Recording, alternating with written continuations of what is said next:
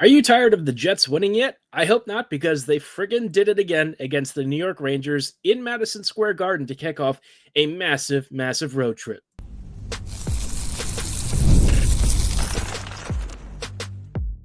You're Locked On the Hockey Jets, your daily podcast on the Winnipeg Jets, part of the Locked On Podcast Network, your team every day. Hey, Winnipeg Jets friends, and welcome to tonight's episode of Locked On Winnipeg Jets, part of the Locked On Podcast Network, your team every day. Every day, thank you so much for joining us on tonight's episode. I'm your host, Harrison Lee, an avid Winnipeg Jets fan and an online blogger. You can follow me on Twitter at HLLivingLoco and at LO_Winnipeg Jets. Thanks so much for making Locked On Jets your first listen of the day every day. If you like what you're hearing, be sure to like, follow, and subscribe on all of your favorite podcasting platforms and YouTube. Doing so, of course, is always free of charge and ensures you never miss another episode. Most of all, though, we just love and appreciate your support. Tonight's episode, obviously, last night was, wow, what a game that was, man. Winnipeg came up against one of the, I would say, truly strong teams in the league right now, a squad that, look, has kind of struggled recently. And, you could argue that the Rangers are maybe not nearly as good as they were in the President's Trophy year, but this is still a really tough team, and it's on the road. You're in New York. You're facing, a squad that can quite confidently say it represents the Big Apple beautifully.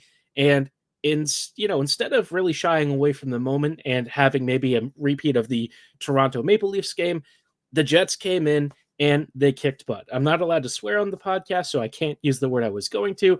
But let's be honest, right? The Jets were really dang good against a really dang good opponent. This felt like a playoff game almost from start to finish. Very hard fought, very close, very edgy, but the Jets were the ones who had the last laugh. And we'll chat about how they accomplished that in just a quick moment. But before we go any further, just wanted to let you know that tonight's episode is brought to you by FanDuel.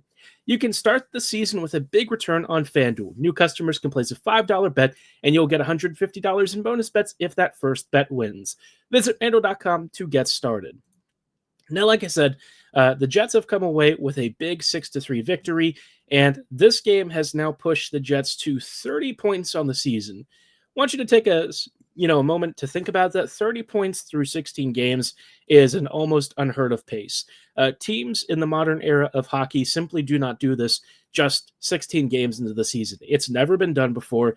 Every win that the Jets add just further cements this as, the best start in NHL history, and it'll make it that much more unreachable for every team every year after, as long as this league exists. So Winnipeg really is just paving the way. They have a I can't believe I'm even saying this. They have a 938 points percentage, which is just, I never in my wildest dreams have I seen something like this. There have been teams that have gone on hot streaks before, but to see it being done at the start of a season and to see it putting them like 6 points clear of second place in the whole league is just mind-blowing. They're second, they're 7 points ahead of second place in the Central, and you look at this team, they have the top offense. They've scored 73 goals, a plus 39 goal differential, 7-game win streak. What is there to really say about this team? I think what's fascinating is this Jets team could actually get better. This is not their best form. They're still a ways away from being the best that this team can absolutely be, which I think should scare the rest of the league. If the Jets are already 15-1-0 and they still have room for improvement, that should frankly freak everyone else out, because I know it certainly puts the Jets in a great position for whatever it is that they want to do this season. But speaking of, the Jets doing well in this game, New York presented a very interesting challenge. I said on the previous episode that I think the Rangers actually compare pretty favorably to the Jets in terms of how the roster is constructed. And, you had your elite third line, Hedl versus Lowry, who would win. You had two skill lines on both teams, some of which have had some uneven performances this year, who would, prevail in that matchup. You have some blue line units that are maybe not the best pairings in the league, but they do have some decent puck moving ability. How would that fare? And then you've got the goaltending matchup of two of the league's best goalies between Shesterkin and Hellebuyck. And in this case, they actually did go with Shesty. Quick was originally slated to start, but then they switched it pretty late, so he got the nod instead of Jonathan. And it was just a full tilt match. Both teams played a very close style. I think the Rangers really tried to press through the neutral zone and catch the Jets on high press turnovers and stuff. Unfortunately for New York, they also ran against Connor Hellebuyck. He just happens to be, a miracle worker in net. Every time the Rangers felt like they had a really good chance, Hellebuyck came up with some just jaw-dropping saves. And then the Jets would counter and kind of catch New York flat-footed. And it was especially noticeable on some of the late 2-on-1s. You saw the Nemesnikov and Ehlers one where there was a little bit of fortuitousness there in how that whole sequence and breakout worked. I think that there were a few bounces that maybe went Winnipeg's way. And, you could argue that, maybe the Rangers deserved one or two more goals. I would say, though, that, how the Jets played was about as good of a road game as you could ask for. The biggest thing is that, after the Rangers scored a few goals, Winnipeg just really shut down a lot of their transition game. It became an absolute slog for the Rangers to try and create anything through the neutral zone to get into the offensive zone. And Winnipeg has a couple of big advantages. The Rangers' power play and goaltending is very good. Winnipeg's is simply better. I think you saw the kind of puck movement that I was referring to in terms of the power play with that Velarde goal, which can we just take a moment and talk about how sexy that was? That's one of the best goals that I've ever seen a Jets player do. And I feel like I say that like once a week now. So maybe I need to start raising my standards. Apparently the Jets only score absolute bangers. So what a night from him. I'm actually going to talk a little bit later about the top line because I feel like it deserves a special mention in tonight's performance.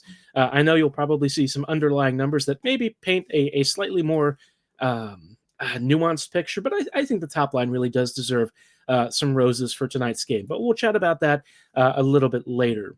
I think the biggest thing to take away is that, Winnipeg came into an extremely tough environment against a very tough opponent that, quite frankly, has cup aspirations and probably will get there later in the season. Maybe not all the way to the cup finals, but they're going to be a deep playoff team.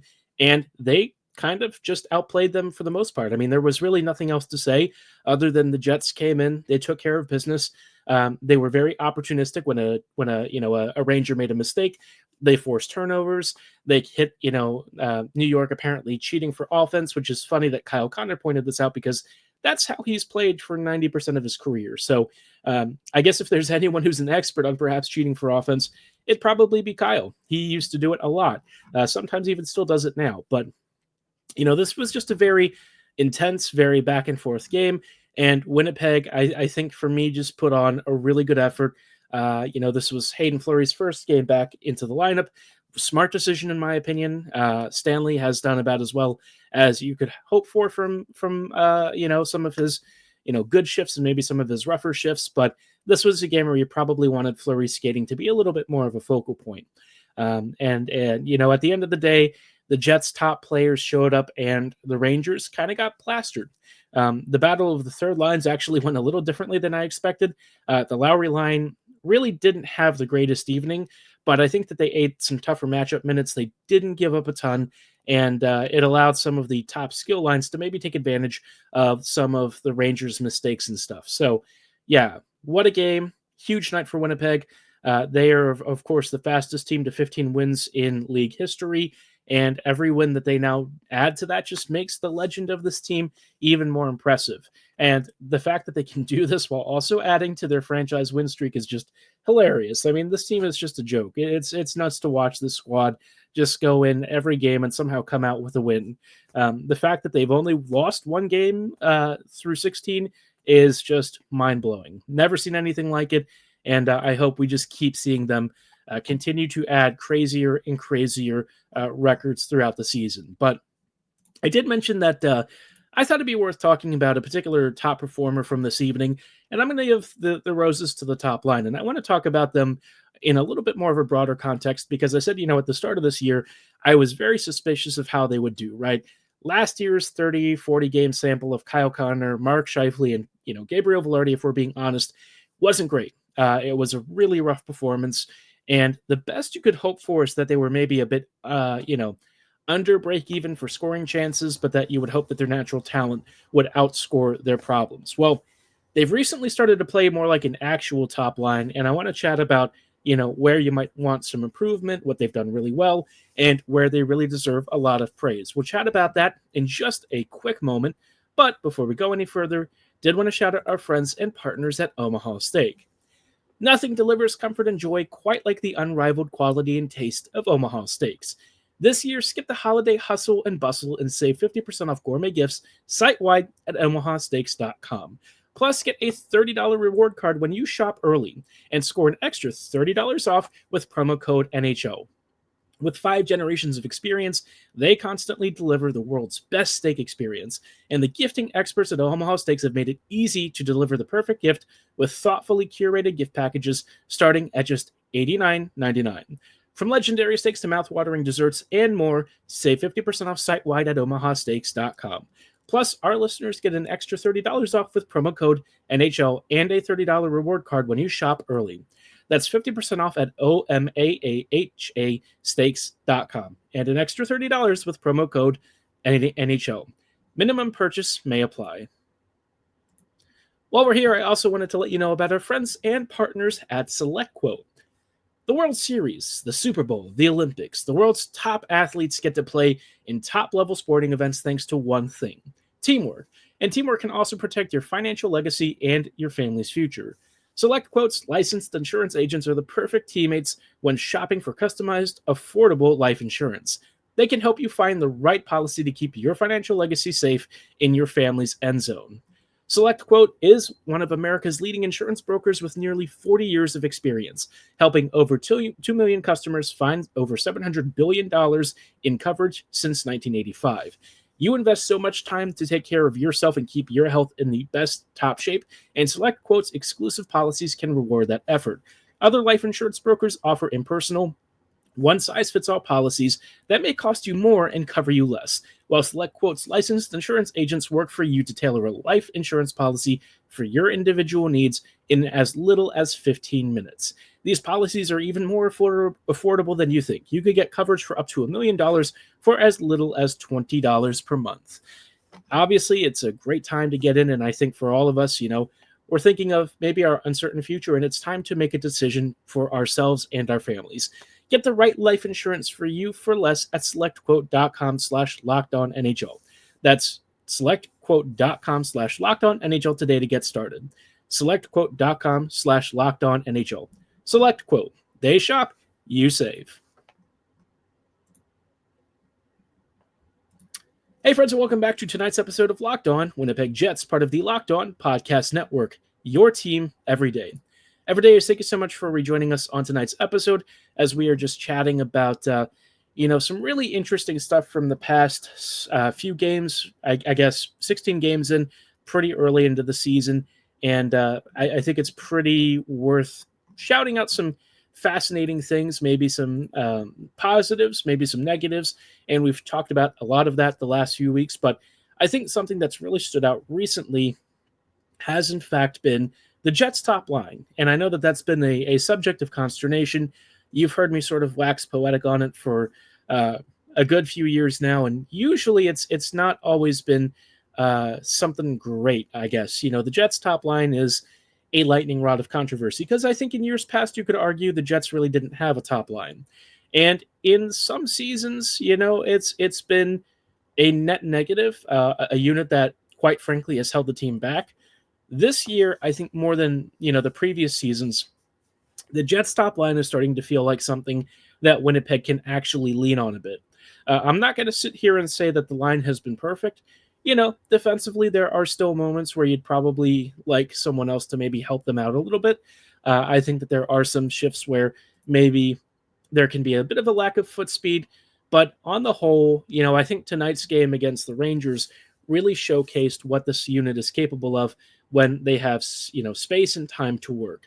And in this game, I didn't really think that they had as much space and time as you'd normally expect. Winnipeg had to come up with some absolutely unbelievable plays to get past some of the great saves Shesterkin was making and some of the nice interceptions and pickoffs that the Rangers were trying to force. And I think, how you might illustrate this play perfectly was the sequence with DeMello that ended in the Scheifele goal. DeMello comes off the wall. I forget who actually had the preceding assist right before this goal. It might have been, I actually think it was DeMello who had the last assist. There was kind of a give and go with Connor, and it created this beautiful play where you saw some guys rotating. DeMello comes down low, I believe, to the goal line on the right side. Scheifele is right there for a perfect little tap in, and he just, ice in his veins, finishes the play beautifully. I've actually started like just grunting now, going ooh, or ooh, or even laughing at times when the Jets do something so comically preposterous that all you can do is laugh. There are moments where this team plays like the Harlem Globetrotters, and I think that this kind of play really illustrates how impressive they've been. And really, you see this sort of stuff more on the power play, and now the Jets have started incorporating more of that into their actual 5v5 play. And I feel like the top line of Scheifele, Connor, and Velarde has really stepped it up this year. Again, like I said, they haven't been perfect, but I'm not really concerned about that. If they're going to go with this unit, I think, the least I could ask for then is just for them to show up, play every game, 100%. And you know what? They've not only been break even, they've just generally been good. In the game against the Rangers, they absolutely delivered what I would consider to be a masterclass. And I think you'll look at the Corsi differential and maybe it doesn't look that great, but I promise you, where they were actually getting shots off, how they were creating their extremely dangerous chances, and the goals that they scored, I thought really did the speaking for them. You don't have to always look at just some of the raw stats outcomes.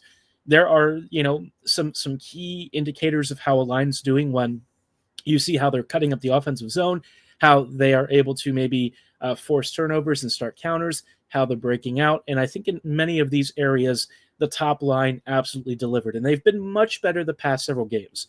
Maybe the Avs game, they weren't quite as good, but I mean, you're not going to be perfect 100% of the time. I think, again, like I said, the main thing that I've asked for this line to do is to at least be bare minimum break even, right? And they've been better than that in some of these outings. So I really feel like the renewed commitment from Connor, the really resurgent play from Velarde, who's been just an absolute beast, completely unhinged, and Scheifele just doing Scheifele things, I think has been a great mixture. I think they've actually played like a top line, and it's about dang time, right?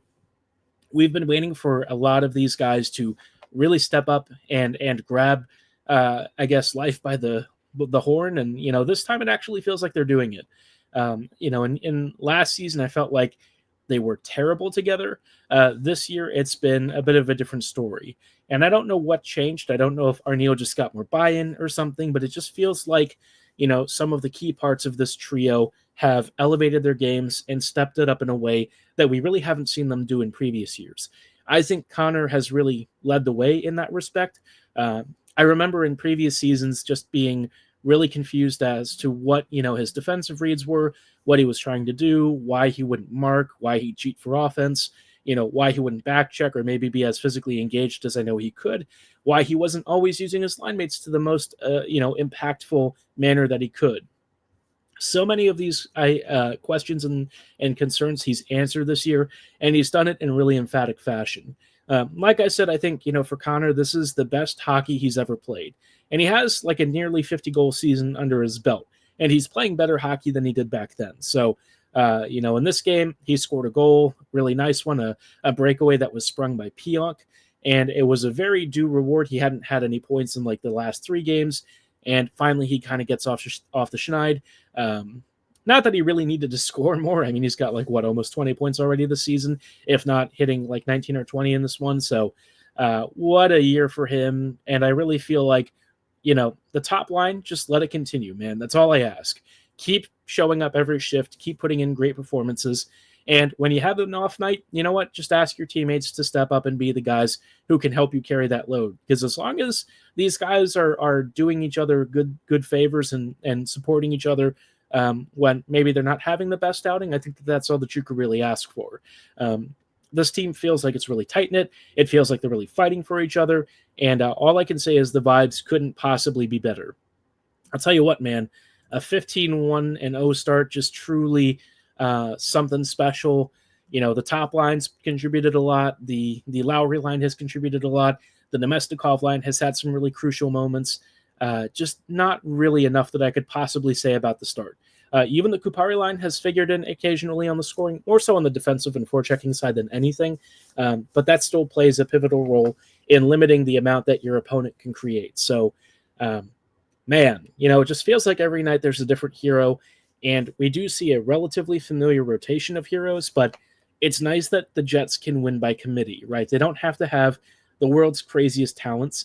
Maybe it'll show up in the playoffs, maybe not. I don't know. I can't speak to what they're going to do this year. This is uncharted territory for Winnipeg. All I can hope for is that the habits that they're building now, the good vibes, all of that continues through the season, that they can navigate any rough spells, and then when it's time for the playoffs, that they're locked in and ready to go. I am sure that all of those guys have on their bulletin boards all the material that we've posted, that's been said about them for only having like 2 playoff wins the last couple of years. I'm sure that really pisses them off the way it pisses us as fans off. They want to win badly, and I feel like they have made an incredibly emphatic statement to start the season that they're serious about it and they're ready to go. So all I can say is right there with them. I am prepared for what is hopefully going to be a really deep playoff run, but there's one player in this whole equation that's perhaps maybe the most crucial part of it, a guy who, in my mind, is really the heart and soul of this team. And really, I think, Garrett Hull made a good argument that not only is he the best overall player on this team, but maybe the best overall player in the league. And you know who I'm talking about. You already see the name on the side. It's Connor freaking Hellebuyck, right? This guy, when are we getting his statue? I want to chat about his start to the season, and I know we just did recently, but again, he continues to rack up even more crazy results. We'll give some insight into why I think he just continues to be the model of excellence and what his future holds in just a quick little bit. But before we dive into the greatness of Hellebuyck, thought we'd dive into the greatness of FanDuel. Get ready to tackle the NFL action with FanDuel, America's #1 sportsbook. Right now, new customers can bet $5 and get $150 in bonus bets if that bet wins. The FanDuel Sportsbook app gives you everything you need to place live bets on the NFL all in one place. They also cover other sports like the NHL, MLB, auto racing, and so much more. Maybe you're watching the Jets or, maybe the Winnipeg or even the New York Jets. Maybe you're watching the Vikings. Maybe even a team like, the Washington Commanders, who have had some really crazy games this year, but you're getting a hunch in the middle of one of these games. You can check out the latest stats, view live play-by-play, and so much more while you're placing the bet on the same page. It helps you make the most informed decisions and stay up to date with the latest in-game action, all live and on demand. Just visit FanDuel.com to join today. You'll get started with $150 in bonus bets if you win that first $5 bet. That's all at FanDuel.com. Never waste a hunch and make every moment more with FanDuel, an official sportsbook partner of the NFL.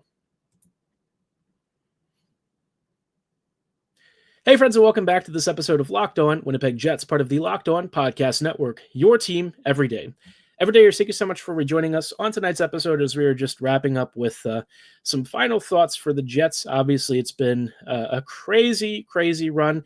15-1-0, big win on the road in New York. And one of the guys who was maybe not the flashiest name on the list, but certainly somebody who, in my mind, was an equal contributor in this game, Connor Hellebuyck, right? Hellebuyck, out throughout this entire start to the season has been an absolute stone cold killer. This guy has been just locked in a way that you could not possibly believe.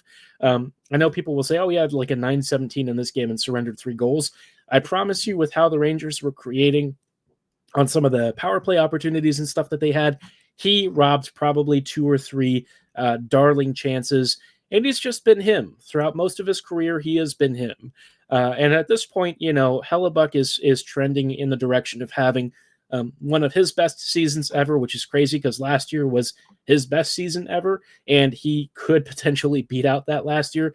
Obviously, he still has, another good 45, 50-odd games to set, his own personal records and stuff. And I'm sure his numbers are going to have to come down a little bit because, what he's putting up right now, it's just inhuman, I guess. 934 save percentage, 1.92 goals against average. To have those numbers 13 games in, including 3 shutouts, by the way. He has a career high of 6 shutouts in a season, and he already has 3 of those just 16 games into the year. For Jets fans, he truly is one of a kind. I mean, you look at history's greatest goalies, and Hellebuyck is going to be very high on this list. I don't know if he'll ever crack number 1 or number 2 or 3, but he's going to be in the top 10 for sure. And I think, truly considering him in the pantheon of greats like Brodeur, Hasek, Lundqvist, Hellebuyck is truly a gem. And I think it's almost hard to overstate how much he has meant to this franchise. In the past, I've mentioned on previous episodes how I probably would have been physically ill seeing him in a different jersey. And I just can't even imagine where this franchise would be if they hadn't convinced him to sign, a couple of years ago. But he's here. He's locked in. My goodness, has he been just astounding. No one in the league is producing the way he is right now.